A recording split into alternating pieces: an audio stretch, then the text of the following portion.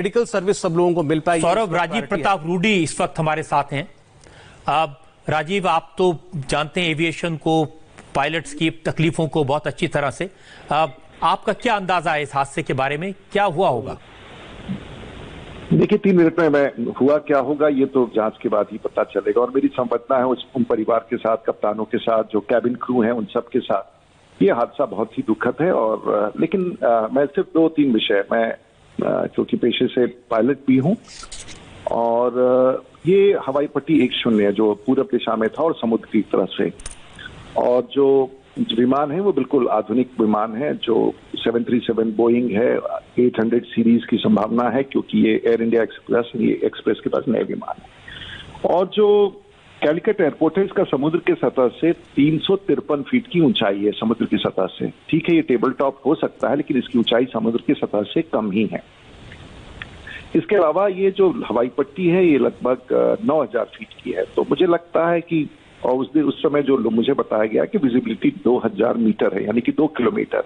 बारिश हो सकता है, ब्रेकिंग अच्छी नहीं हुई होगी, स्टेबलाइज्ड अप्रोच जिसको कहते हैं, स्टेबलाइज्ड अप्रोच नहीं हो सकता है।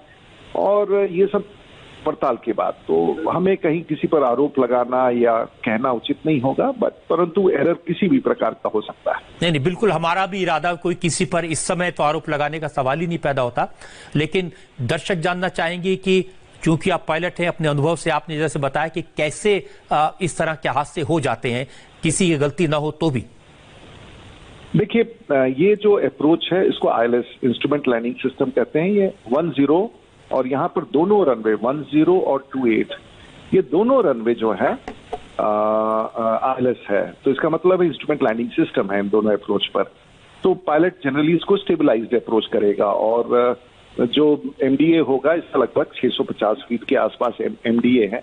तो वहां तक उसको रनवे दिख जाना चाहिए और उसके बाद लैंडिंग इफेक्ट करना चाहिए।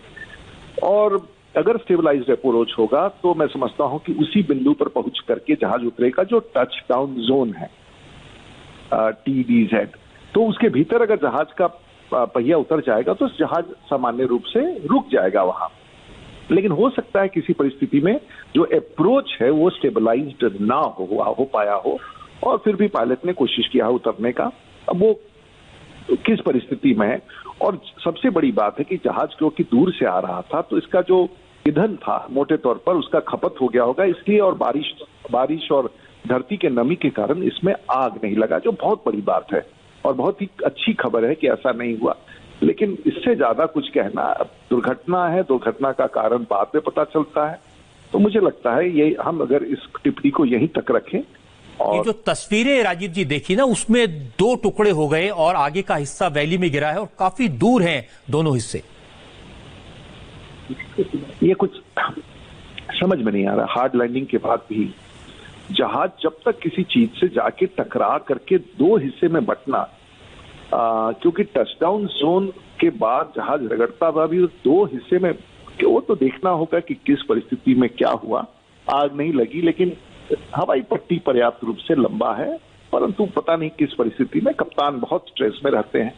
टेक ऑफ और लैंडिंग दोनों, जैसे landing is a controlled crash, तो लैंडिंग को भी कंट्रोल में उतारा जाता है, उसकी जहाज की गति कम की जाती है, उसमें ड्रैग लाया जाता है, कई सारा है। तो इसलिए इससे ज्यादा कहना उचित नहीं होगा। मैं कोई बहुत एक्सपर्ट नहीं हूं इस पर, लेकिन इतना मेरा कहना बनता था। जी, राजीव प्रताप रूडी, बहुत बहुत शुक्रिया हमसे बात करने के लिए।